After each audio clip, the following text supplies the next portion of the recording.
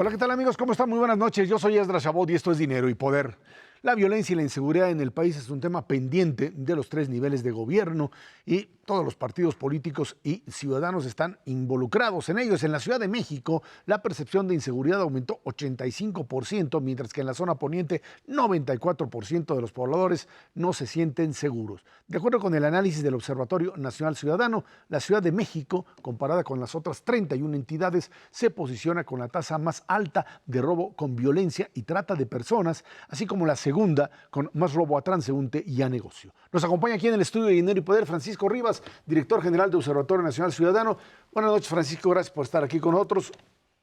Mauricio González Macario Esquetino, ¿cómo está? Muy buenas noches. Buenas noches. Francisco, a ver, ¿qué es lo que ha sucedido, no podía plantear, en este crecimiento de la violencia que venía ya generando en un proceso de crecimiento que normalmente cuando se pasa de una administración a otra, los cambios generan también incrementos en violencia, pero que en este caso parece haber pues indicadores de una mayor, de una violencia que sea mucho más agresiva que la que teníamos anteriormente y de una mayor presencia de este crimen organizado? Pues mira, precisamente el problema está en que estamos en un contexto complicado, adverso, tanto internacional como nacional, y en una condición de descomposición que no empieza en este gobierno, que no empieza este año. Llevamos 2 años en incrementos constantes en la capital y 3 años, ya casi 4, en el país, que nos reportan pues, condiciones cada vez más descompuestas. Y en eso pues, la capital no podía estar exenta, más porque si pensamos a la violencia que teníamos al inicio de la administración del presidente Calderón o al inicio de la administración del presidente Peña Nieto, la violencia se encontraba muy encapsulada y con ciertas características. Tú tenías a menos de 10 entidades en un proceso de descomposición, pero en realidad el resto del país, o sea, la gran mayoría del país, vivía condiciones aceptables de seguridad. Hoy, a partir de cambios que no son solo internos, sino son internacionales y que son de los movimientos propios de los grupos criminales, tú tienes comportamientos delictivos diferentes, sí más violentos, sí en más negocios. Es decir, pues antes el gran negocio de la delincuencia era el trasiego de drogas. Hoy tú tienes la droga, como tienes el robo de hidrocarburo, como tienes la extorsión presencial, como tienes la extorsión telefónica, como tienes los robos a transporte de carga, como tienes el robo de energía, como tienes el robo de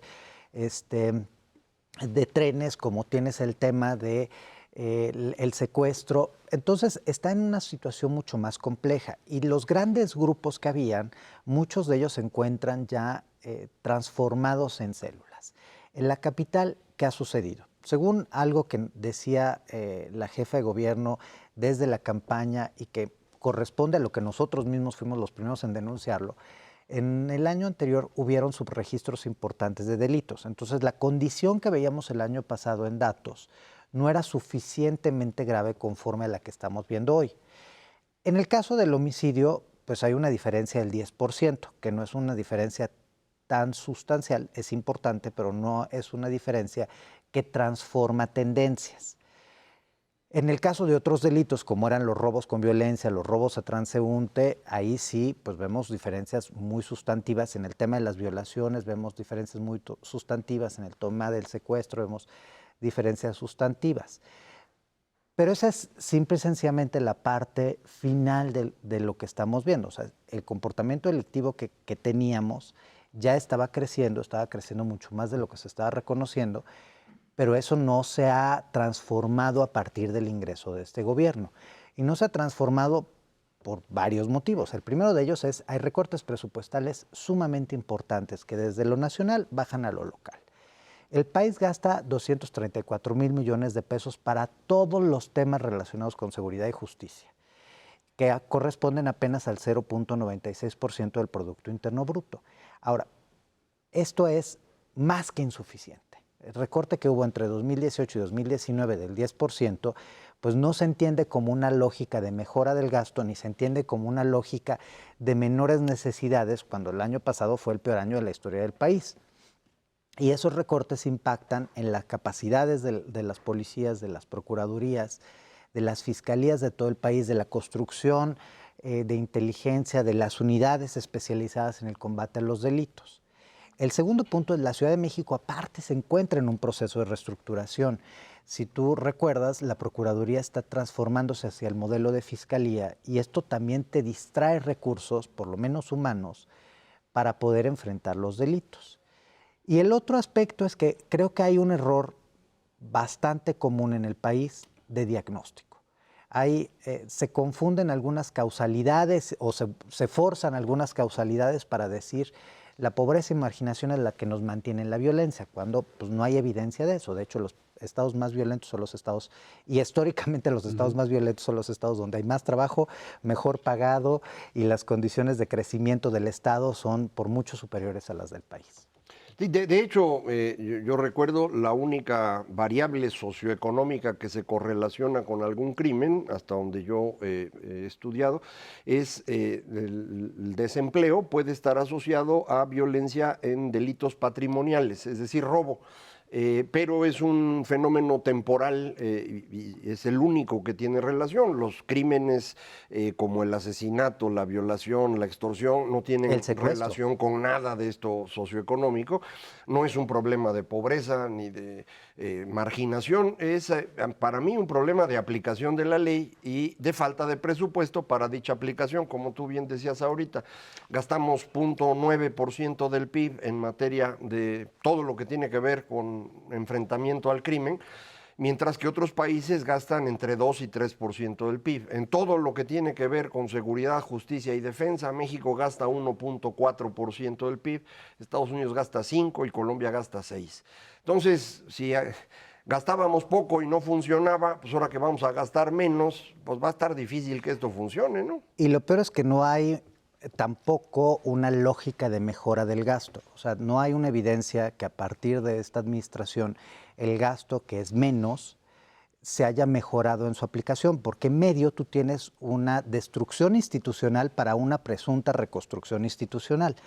Tú destruiste la institución más sólida que tenía el país en el combate a los delitos, que es Policía Federal, porque si bien el Ejército y la Marina han hecho un gran trabajo en esta materia, no es su labor sustantiva.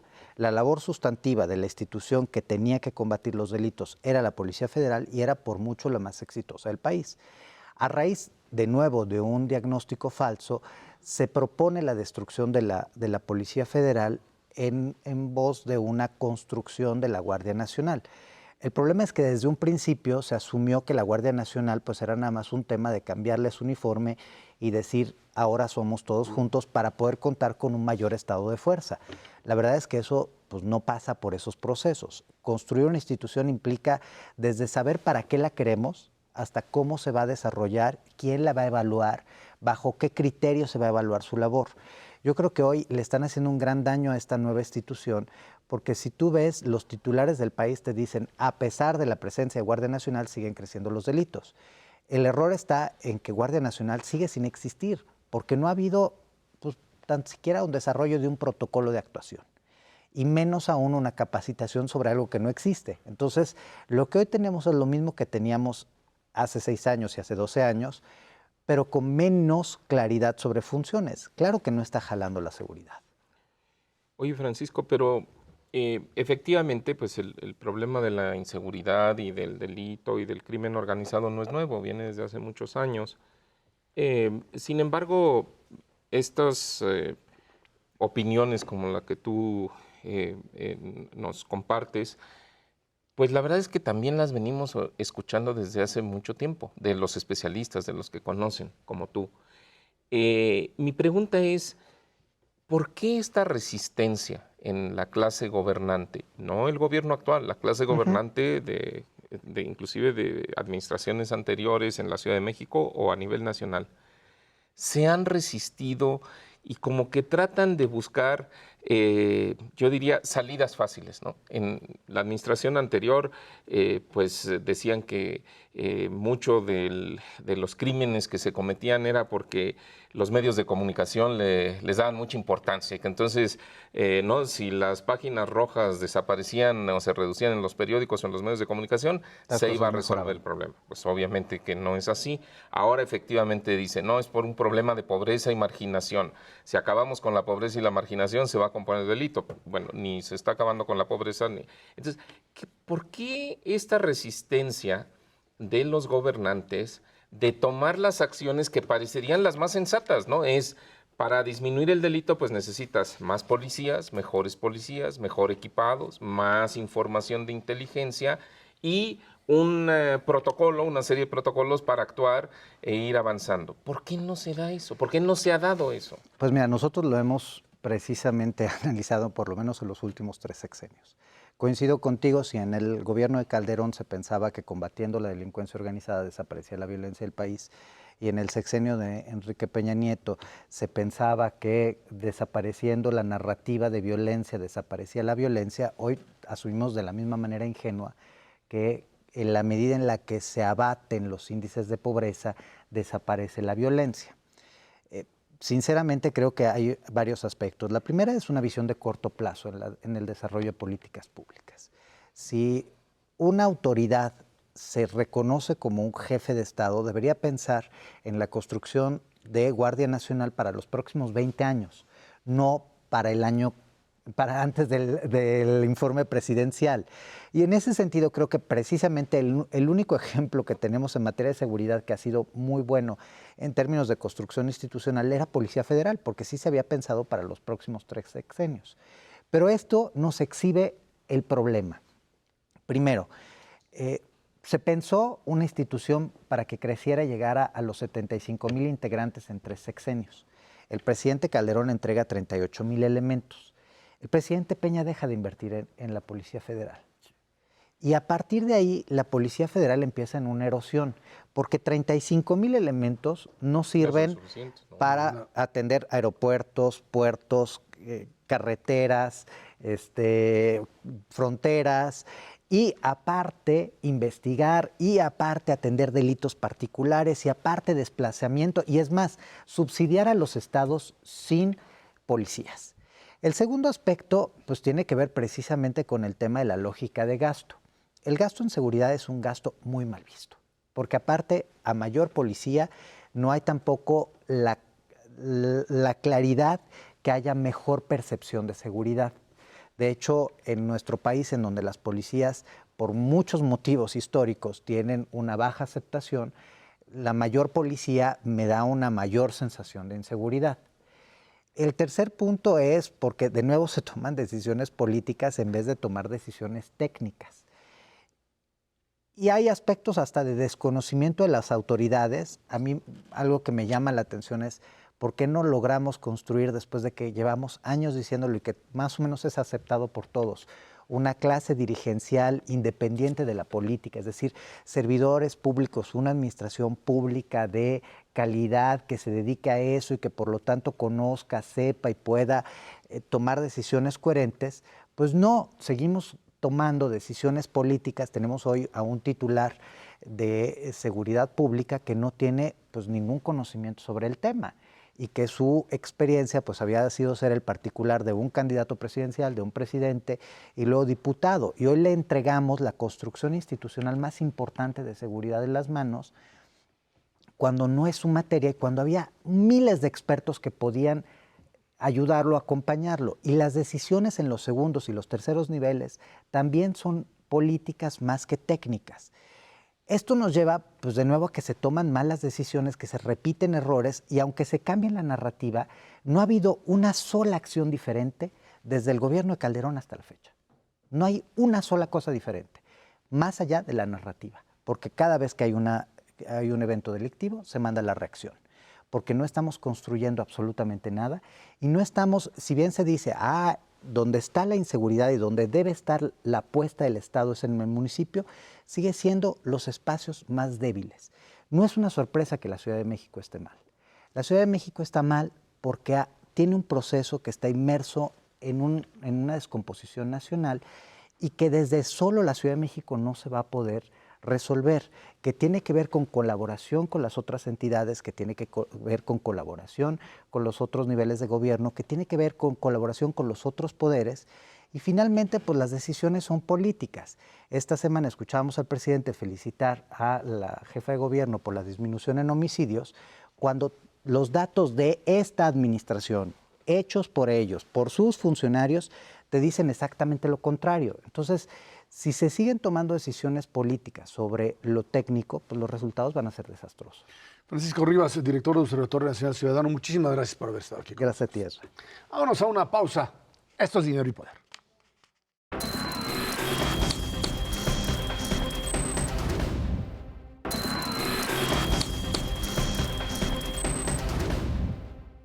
El gobierno de México anunció la renegociación exitosa, dicen, de la cláusula de los contratos de construcción de gasoductos con 3 de las 4 empresas, las canadienses TC Energy en sociedad con Yenova, la norteamericana NA Sempra Energy y Carso, la del señor Slim.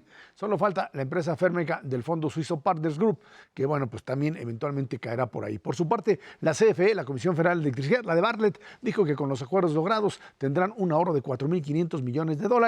El empresario Carlos Slim destacó el resultado de la renegociación, pues cómo no, y dijo que fue benéfico para todos, principalmente pues para él, porque pues le va a entrar un flujo de billetes como no se lo imaginaban. Vamos a la parte positiva. Finalmente se evitó irse a tribunales, que sería un elemento importante. O sea, en esta, yo diría, testarudez de estarse peleando sobre contratos que ya estaban negociados, la idea de no irse a tribunales y paralizar la inversión, que podría haber sido una, finalmente se logra la sensatez de pues, llegar a un tipo de acuerdo. Un acuerdo que me parece beneficia fundamentalmente a las empresas, básicamente en algo que pues, tiene que ver con una lógica económica fundamental, que es lo que se conoce, y ya lo han dicho 20,000 veces, con valor presente, o sea, con esta idea de que es mejor recibir el dinero ahora que recibirlo después, simplemente, y que el ahorro que se puede tener en un momento determinado es algo que te va a costar más caro en el futuro, Mauricio.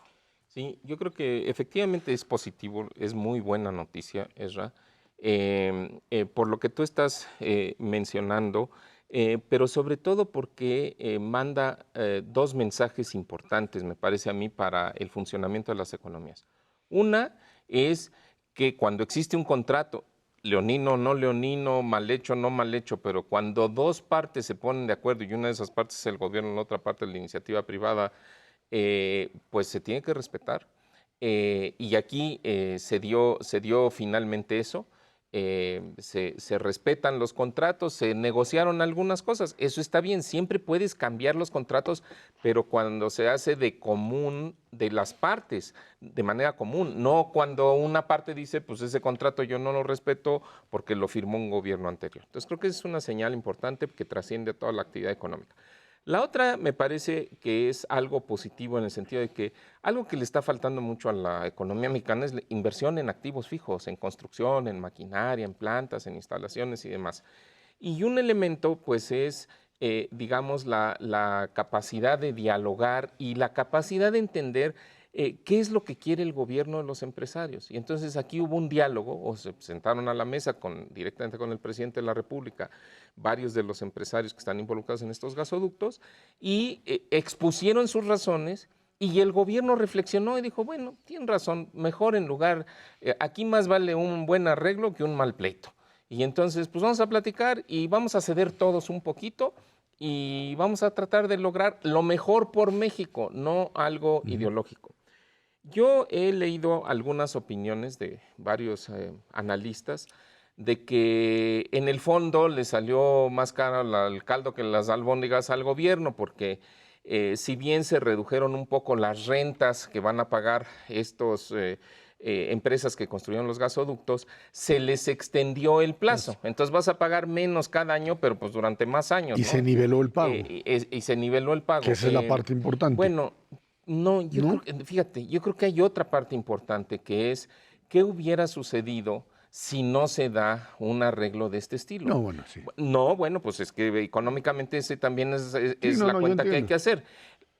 Tú decías, los principales beneficiados son las empresas privadas que van a recibir gas, sí, pero un beneficiario muy importante es la Comisión Federal de Electricidad, que es la que originó además el problema, porque es la que no puso a discusión los contratos. ¿Por qué? Porque la Comisión Federal de Electricidad, para generar electricidad que se usa en todo el país, necesita utilizar diésel o combustóleo. Y el diésel o el combustóleo puede ser 6 o 7 u 8 veces más caro y además mucho más contaminante que el gas. Entonces, si no se hubiera dado este arreglo, la CFE hubiera estado condenada a utilizar ese combustible con ese costo adicional, y yo creo que en ese sentido, pues también el arreglo hay un beneficio para el erario. Alguien podrá decir, bueno, pero si ellos son los que crearon el problema. Bueno, sí, crearon el problema, pero de nuevo, una vez que ya está creado el problema, lo que necesitas ver es cuánto te hubiera costado si te hubieras seguido por ese camino. Sí, yo creo que el contexto es importantísimo para entender lo que está pasando. Dice Mauricio, efectivamente, si hay un contrato hay que respetarlo. Ya teníamos un antecedente de que no.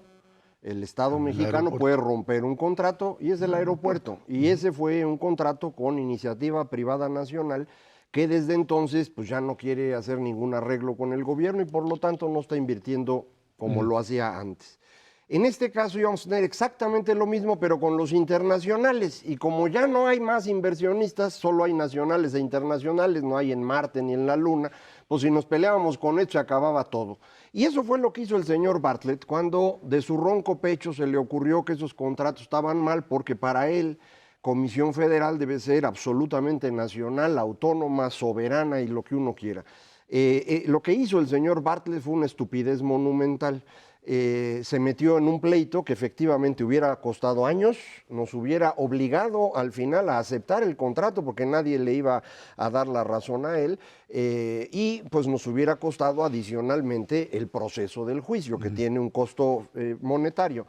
Eso fue lo que se ahorró y ahí yo coincido con Mauricio, es una excelente noticia que un gravísimo error de un funcionario público se corrija aún con cierto costo, porque no vamos a pagar lo mismo original, sí vamos a pagar más. El gobierno dice, me voy a ahorrar 4.500 millones de dólares porque suma los pagos, como tú decías, y no considera que al equilibrar las tarifas, lo que es decir, hacer un pago fijo durante todo el tiempo, 35. lo que hizo fue incrementar el costo inmediato, reducir el costo a futuro, y eso pues es más costoso a final de cuentas. El argumento del gobierno es, me ahorré 4.500 millones de dólares. Lo que dicen analistas que conocen, entiendo, los contratos, dicen que el costo de valor presente sube en más o menos 1.000 millones de dólares. Entonces, pues yo creo que perdimos, pero hubiéramos perdido mucho más si le hacen caso a Bartlett. ¿Qué creo yo que falta ahora? Pues correr a Bartlett, man. Es decir, si el señor te metió en un problema que pudo haber hundido la inversión en México y que de momento ya te costó 1.000 millones de dólares, pues mándenlo a una casa de retiro que ya está en edad. Es que uno se pregunta, y si no hubieran armado el escándalo, yo creo que si no hubiera habido este problema como tal, creo que el diagnóstico hubiese sido mejor. Y aquí viene otra parte, o el diagnóstico, la acción hubiese sido mejor. Y viene aquí la parte de la presencia de Carlos Slim, que creo que es importante determinar, ¿no? Viene un Carlos Slim que no solamente entra a resolver el problema, que me queda claro que es la cabeza que entró y fijó y le dobló la mano a Bartlett para que finalmente esto funcionara, y creo que ahí está bien, sino que además asumió el discurso presidencial, ¿no? Cuando dice, no importa lo del crecimiento. Pues, ¿cómo que no importa lo del crecimiento? Uno diría, por favor, para poder, y volvamos a repetirlo 100 veces, para poder generar desarrollo y reducir pobreza, etcétera, necesitas crecer. Ya lo aceptó el propio presidente de la República. Necesitas crecer. Que hay una relación entre crecimiento y desarrollo es una gran discusión. Cómo se crece y al mismo tiempo se distribuye ingreso. Y ahí están peleándose los economistas, que cómo le hacen y que si primero se crece y luego se reparte, o si tiene que haber una relación directa entre el crecimiento y desarrollo. Si no tienes crecimiento, no tienes desarrollo. Ok, entonces Slim lo que hace es decir, bueno, sí, les reconozco que me echaron a perder el aeropuerto, les reconozco que no hay crecimiento, pero lo va a haber, porque aquí hay una iniciativa privada y ese es el acuerdo con el gobierno. Es, yo te rehago todo esto a cambio de también generar un proceso de generar confianza a partir de esto. Y no solamente lo hace Slim, lo hace Salazar, Consejo Coordinador Empresarial, en una apuesta política, me parece muy inteligente. Sí, fíjate que no estoy tan seguro que sea solamente una apuesta política, tiene sin duda un componente ahí, pero exacto. ¿Por qué el ingeniero Slim minimizó el tema del crecimiento? No lo sé, que le pregunten a él, pues que él dé sus explicaciones. Creo que no vale la pena especular demasiado sobre eso. Yo creo que lo que es más importante, Ra, es cómo detonas la inversión. Yo creo que el mensaje que él mandó es: este país, si no invierte más, ni tendrá crecimiento, ni desarrollo, ni nada. O sea, nos vamos a quedar en un estancamiento que pues no le conviene a nadie. Yo escucho también, efectivamente, que la confianza es un ingrediente fundamental para que haya inversión en maquinarias, en empresas, en instalaciones, en nuevos proyectos, etcétera. Sin duda. Pero otro elemento que es mucho más importante que la confianza en estos momentos es que tengas perspectiva de que el mercado crezca. Y eso ya no existe. Entonces, se tiene que dar un componente de confianza, pero también se tiene que dar un componente de que la economía puede avanzar. Y ahí, desafortunadamente, la economía internacional no nos está ayudando porque está este fantasma de que a lo mejor Estados Unidos, Europa, China se desaceleran. Entonces, ahí es donde no se ha encontrado el ingrediente, ni por parte del gobierno, ni por parte de la iniciativa privada, el CCE y los empresarios importantes de este país, de cómo detonas inversión cuando la perspectiva de crecimiento del mercado, o sea, del mercado somos los compradores, no está ahí. Y ese, pues la verdad, no es un reto fácil de resolver. El señor Slim lo que dijo es no se fijen en el crecimiento de ahorita, yo coincido contigo, es para darle un apoyo al señor presidente, y a cambio dijo hay 1,600 proyectos que están por detonarse. Lo que para mí significa, señor López, yo lo ayudo en esto y ahora usted arranque los 1,600 proyectos. Yo me imagino que ya lo habían platicado y lo entendían. Seguramente. Y es muy posible porque el presidente sí cambia de perspectiva en los últimos 2 días. No sé si le va a aguantar más tiempo, pero 2 días ya fueron buenos. Celebró que Eni ya empezó a producir petróleo en un campo de los que fueron parte de la reforma energética. Y hoy sale la nota a nivel internacional de reportera aquí en México, perdón que no recuerdo en este instante el nombre, que dice, le están permitiendo ya a Pemex regresar a la reforma energética en estos proyectos de inversión conjunta con iniciativa privada. Si esto se confirma, entonces efectivamente estaríamos entrando en una dinámica distinta. Esa misma inversión solita ya te va generando algo de mercado que va a ir resolviendo paulatinamente lo que dice Mauricio, aunque no sea la única salida, pero es algo que es importantísimo. Entonces, ojalá así sea. De otra manera, el crecimiento esperado de México es 0 por el resto del sexenio. Si empieza la inversión, bueno, pues cambiarán las cosas, ¿no? Vámonos a una pausa y de regreso. Bueno, el próximo domingo, primer informe de gobierno. ¿Qué es lo que va a informar el presidente de la República? Esto es Dinero y Poder.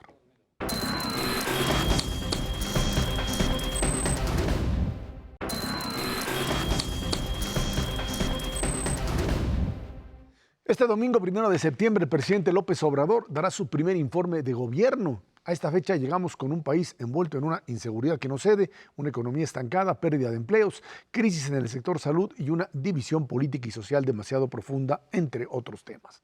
Lo cierto es que en este primer informe el presidente debe dar las señales correctas para definir y retomar el rumbo económico y planes certeros, dicen, y concretos para el combate a la inseguridad. No te rías, Macario. Yo creo que, todos los informes presidenciales son informes de autoelogio. Nunca he visto a un presidente en un informe presidencial decir, la regué y esto está mal y no hemos hecho esto. Jamás, ni en las peores crisis. O le echas la culpa con López Portillo, y le echas la culpa a los banqueros y le echas la culpa a otros.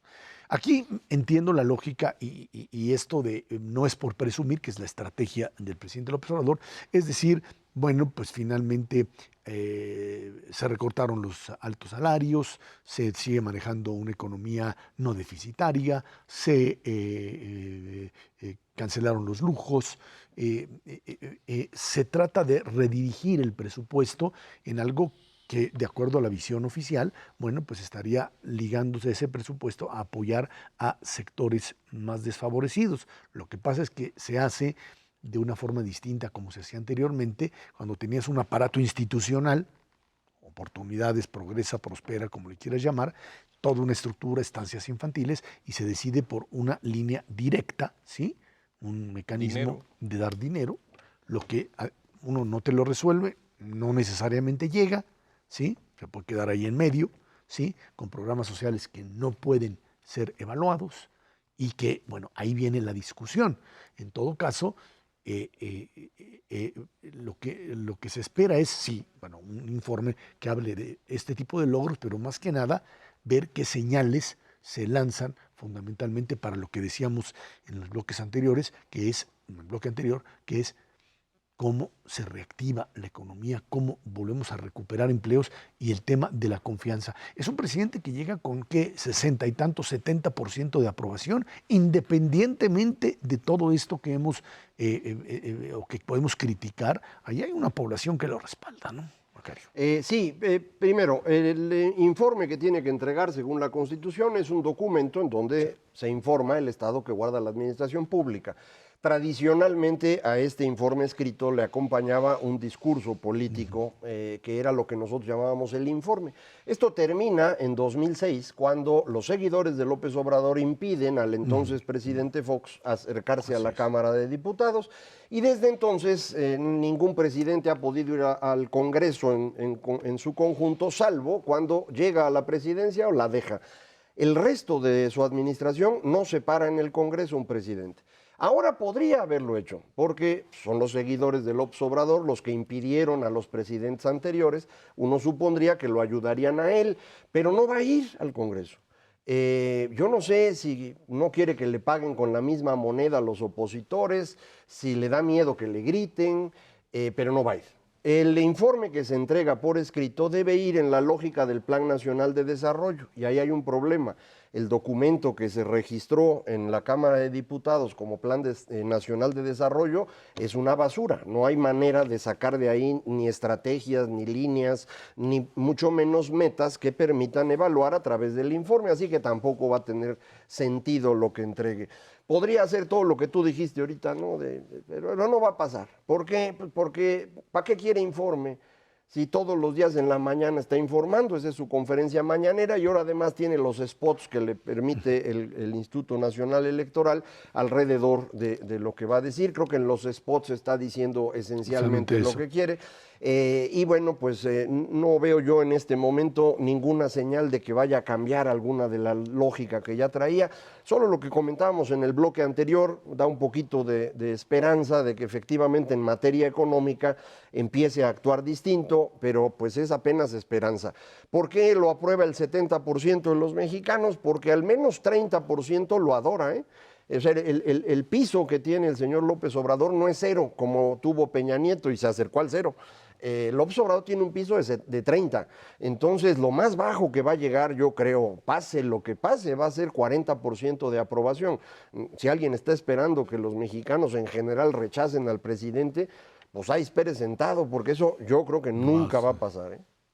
Sí, déjame retomar un poco este tema. Yo coincido que el informe pues será como todos los informes, o sea, una lista de logros, destacar lo que se ha hecho. En esta ocasión, pues a lo mejor se recurre a algunas estadísticas que no se pueden comprobar, entonces pues no hay manera de decir si son correctas o no son correctas. Pero entonces uno pensaría, ¿por qué efectivamente este grado de aprobación tan alto que tiene el presidente? ¿Qué es lo que hay detrás? Si lo que estamos viendo, y también se presenta en las encuestas de opinión, es que la gente se siente más insegura, obviamente que la economía pues, no está marchando del todo bien. Me llamó la atención, por ejemplo, una nota periodística en esta semana de que la gente está retirando dinero de sus afores. Pues eso quiere decir que no le está alcanzando, ¿no?, lo que tiene en el hogar y pues recurre a eso. Está bajando la captación bancaria. O sea, la gente empieza a utilizar los pocos recursos que tiene a su alcance pues para medio compensar, ¿no?, la debilidad económica de los hogares. La del país es la suma de todos los hogares y de todas las empresas, pero es otra historia. Yo creo que la gente lo que primero todavía tiene esperanza de que las cosas se compongan y ahí veo una fortaleza en la figura presidencial donde la gente sí le cree todavía al presidente en porcentajes importantes y el mensaje que manda todos los días o cada vez que puede el presidente López Obrador es ese, ¿no? De que las cosas sí van a mejorar, de que nosotros somos estamos transformando el país y mucha gente dice, pues mira, transformar un país no es fácil, en las encuestas de opinión le dan entre 1 y 2 años todavía para empezar a ver resultados, entonces la falta de resultados que a veces nosotros en general en los medios de comunicación criticamos, pues es porque nosotros somos un poco más acelerados que el promedio de la población televidente, ¿no?, que parecen ser más pacientes. Y segundo factor, yo creo que parte de la estrategia es que la gente, lo que tú decías, Ezra, que la gente reciba algún dinero. Todos estos programas, el programa de la ayuda a adultos mayores, ese tiene potencialmente 9 millones de personas beneficiarias. Todavía no están recibiendo el dinero, pero lo van a recibir y tienen la esperanza de recibirlo. Hay algunos que ya lo reciben. Algunos ya lo reciben, pero no todos los 9 millones. Cuando los 9 millones lo reciban, pues tendrás 9 millones de personas de personas de edad, de mayor edad agradecidos. Yo todavía no lo recibo, no empiezan a voltear, no volteen para acá. Yo todavía no lo recibo, me falta un poquito. Segundo, los jóvenes, ¿no? Que pues se están capacitando, 3 millones, ¿no? Que ustedes tampoco están ahí en esa categoría. Pero van a estar, ¿me entiendes? Cuando tú sumas los principales programas sociales que ya están funcionando, ¿cuántas personas se pueden beneficiar? Llegas a una cifra, es un análisis que hizo María Amparo Casar hace algún tiempo, de aproximadamente 23 millones de personas. Pues no son pocos, ¿me entiendes? Entonces, termino con estas cifras rapidísimamente. Cifras cerradas, 30 millones de mexicanos votaron por López Obrador para presidente. De esos 30 millones, vamos a decir que entre 12 y 15 millones son su núcleo duro, es lo que dice Macario, tiene un núcleo duro de seguidores y de gente leal. Hay otros 15 millones que a lo mejor no son sus seguidores duros y probablemente se van a decepcionar por la inseguridad, por el deterioro económico, lo que tú quieras. Pero entonces, ¿cuál es la estrategia? La estrategia es estos 23 millones de personas adicionales que algún momento durante esta administración pueden recibir algún beneficio monetario del gobierno, pues entonces ya se vuelven tus aliados o por lo menos tus votantes, que es lo que quieres. Sí, ahí el detalle es la incompetencia que han mostrado en el gobierno en muchos programas, también aparece en programas sociales. Uno no está claro si es incompetencia o es corrupción, pero lo voy a decir incompetencia. El caso de Jóvenes Construyendo el Futuro, que Mexicanos contra la Corrupción, también María Amparo Casar hizo una investigación, yo tomé los datos para escribir mi artículo del día de ayer, en donde pues los datos son terribles, 95% de las personas que deberían estar recibiendo el dinero no las encuentras, no sabes quiénes son, igual sí lo reciben, igual no, yo no lo sé, pero no hay manera de controlar. De evaluación. Y como no hay esos mecanismos de control, es un problema para el país, porque estás tirando dinero quién sabe dónde. Es un problema político también, porque luego no tienes forma de obligarlos a votar por ti, que para eso le estabas dando el dinero, ¿no? Entonces, se supone que hay un mecanismo de control, que era lo que el PRI hacía. Exacto. Y no lo son los siervos de la nación, son los que de alguna manera ellos están verificando. Deberían pastorear, a ver si lo logran. Pero hay un problema adicional que no debemos menospreciar. Para dar estos recursos, tuviste que achicar los programas de social que antes sí funcionaban. Entonces, estas personas que reciben dinero, ¿compensan a los que dejaron de recibirlo? Esa es la parte. Esa parte no la sabemos y no la puedes saber si no estás midiendo de verdad. El censo que hicieron los servidores de la nación, como no tiene ninguna lógica técnica, no te va a permitir comparar con lo otro. A mí me sigue preocupando que el señor presidente no tiene visión estratégica. Se le ocurren cosas que no son cosas raras, son mecanismos políticos. Pero el problema es la instrumentación. No lo puede instrumentar bien y no está pensando qué va a hacer en el 2023. Es decir, cuando tenga que elegir un sucesor, cómo le va a hacer y cómo le traslada los votos que deberían estar acomodados a través de este mecanismo. Y yo te añadiría el otro factor, que es el hecho de estar en el juego de austeridad más combate a la corrupción, te ha generado estas problemáticas de incapacidad de cumplir con la obligación del Estado. El problema de medicinas, el problema mismo de la falta de gasolina al principio, están en esta dinámica en donde por querer cerrar el núcleo de corrupción existente, terminas dejando de hacer lo que es una obligación fundamental del Estado. Y esta es una parte que no puede el Estado hacerlo, porque entonces le cae encima y hoy dice, no, ya están las medicinas para los niños con cáncer. Si ya estaban, ¿qué fue lo que pasó? Es un problema de imposibilidad o de incapacidad de aquellos que tienen la obligación de manejar al mismo tiempo la supervisión con la obligación de dar el servicio. Y a mí lo que me llama muchísimo la atención es, más allá del daño que esto puede causarle a la población o al país, se está dañando el mismo proyecto político el presidente. Sí, esa es la parte que a mí realmente me sorprende. Vámonos a una pausa y de regreso platicamos con usted sobre la reunión del G7. Allá, el peligro de la recesión. Esto es Dinero y Poder.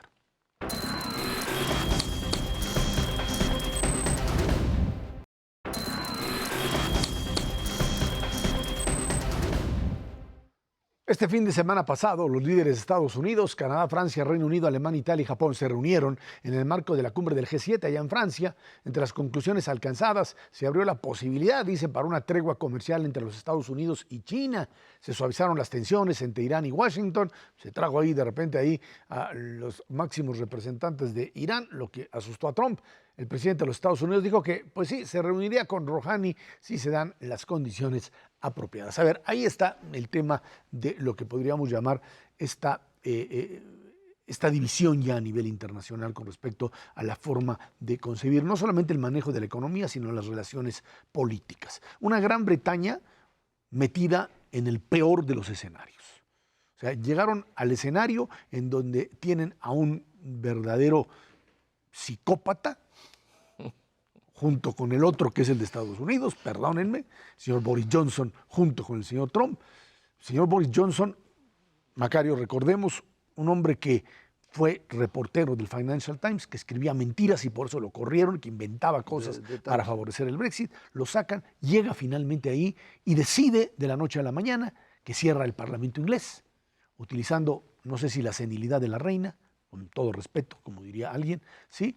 La senilidad de la reina, y cierra el Parlamento y con ello hace una jugada para prácticamente anular al Parlamento inglés, la primera democracia del mundo, dicen ahí se pelean los gringos y ellos, y con ello finalmente hacer pedazos la posibilidad de un diálogo con respecto a la forma de salirse del reino de la Unión Europea.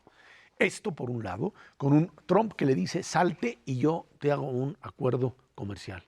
Ahí están en ese G7 estos dos locos, ¿sí? Tratando de llegar a un determinado tipo de acuerdo. Y Trump despepitando contra la Organización Mundial del Comercio. Exactamente. Y por el otro lado, el bloque europeo, que se le queda viendo así, que además le trae a Rouhani, le trae al líder, al canciller, a Zarif, le trae al canciller iraní, como para decirle, órale, ponte a platicar con él, ¿sí? En algo que les queda claro, la Unión Europea está metida en un problema serio, porque su principal motor económico está parado, que es Alemania, consecuencia también de la guerra comercial entre Estados Unidos y China, Mauricio. Así es, Ezra. Mira, tú comentabas, bueno, se reunieron y que pues se han reducido las tensiones y demás en el tema comercial. Yo francamente no lo veo por lo que acabas de decir. Entonces, y no solo eso, sino que yo creo que en las próximas semanas se van a agravar. Tenemos días de altibajos, a veces aparecen nuevas noticias, que se va a evitar una... Mira, ya está trascendiendo el problema de lo estrictamente comercial. Lo estrictamente comercial es Estados Unidos le pone aranceles a los productos chinos y China le pone aranceles a los productos estadounidenses. Bueno, ya estamos en una segunda o tercera etapa en donde China dice, si a mí Estados Unidos me sigue hostigando y sigue impidiendo la entrada de mis productos al mercado estadounidense, yo voy a devaluar mi moneda. Y con eso gano en competitividad lo que pierdo por aranceles. Hasta el momento no lo han logrado, pero lo que sí es un hecho, ya el yuan rebasó la barrera psicológica, porque no era otra cosa, de los 7 yuanes por dólar. Ha estado hasta 7.19, 7.20, últimamente ha bajado unos centavos, pero lo que no baja es la amenaza de que los chinos sigan utilizando esto. Va a venir una tercera etapa que yo creo que no falta mucho, que es los chinos son los principales tenedores, han sido los principales compradores de los bonos estadounidenses. En cualquier momento van a decir, ¿sabes qué? Pues yo creo que el gobierno chino ya decidió que mejor va a comprar bonos de Alemania, de Francia o de Rusia o de quien sea, y no de Estados Unidos. Y si te echan al mercado una buena cantidad de bonos, le pones una presión a las tasas de interés a nivel internacional que puede ser, digamos, otro de los detonadores de una desaceleración o recesión económica a nivel internacional. Entonces, por ahí yo la verdad no veo ninguna otra solución. Y los otros temas que se trataron en este G7, que son el tema del medio ambiente, el calentamiento global, pues ahí la verdad es que el presidente Macron aprovechó los incendios en la Amazonia, en África, ¿no? Y lo único que generó es una controversia. Macron no está muy favorecido por la opinión pública de Francia y entonces se le ve como un oportunista que usó el tema, pero realmente no resolvió nada. Y en la cuestión de la seguridad a nivel internacional y de si Irán podrá otra vez entrar al redil de no construir una bomba nuclear, pues yo tampoco veo así que haya alguna medida que pueda funcionar. Entonces, estas cumbres siempre así son. Son una buena oportunidad para que los líderes se encuentren, pero pues, realmente tampoco nunca solucionan Y además las lo que cosas. quería el señor Trump es volver a traer a Putin otra vez ahí al grupo de los 7 para hacerlo de los 8 en algo que asusta a más de uno en Europa. Sí, no sé, los amigos del auditorio se habrán dado cuenta, pero el mundo se acabó el fin de semana. Es decir, uno piensa que sigue existiendo, pero no. El mundo que conocíamos terminó este fin de semana. La reunión del G7 fue una cosa rarísima, por donde uno la vea. Yo estuve siguiéndola para tratar de entender en qué estaban y en realidad cada quien hablaba de lo que quería.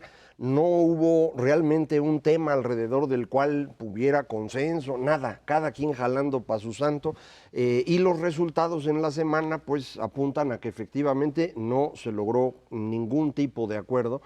Va a moverse todavía las cosas como van. El señor Trump sigue peleando con China, el riesgo de recesión en Estados Unidos crece, lo cual para él es un problema específico. El señor Boris Johnson hizo lo que tú comentabas, pedir la suspensión del Parlamento a la reina.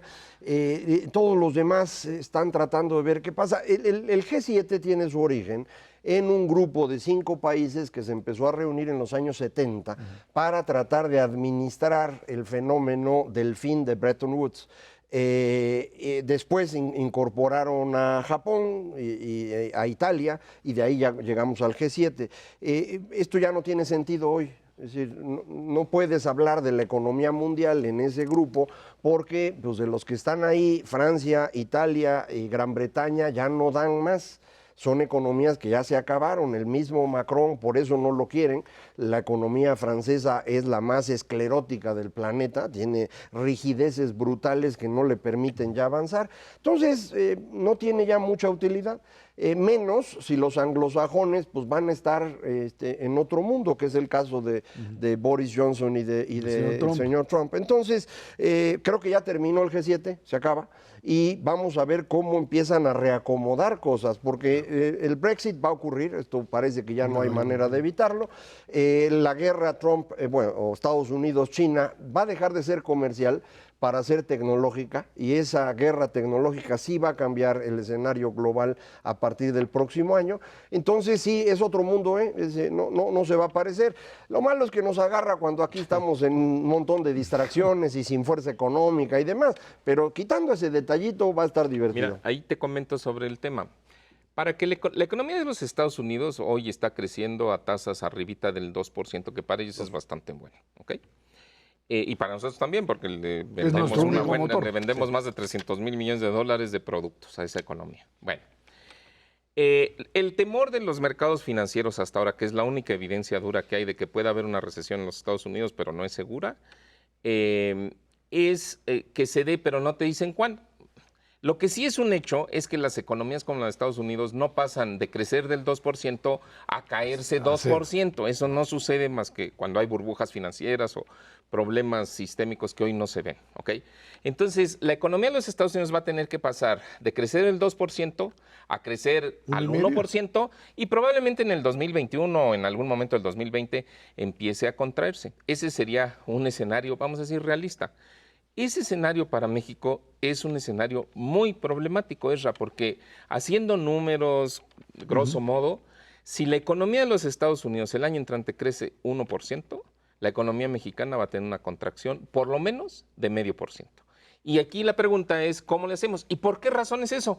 Porque uno de los motores que está impulsando el crecimiento económico de nuestro país son las exportaciones no petroleras, que están creciendo 6-7%.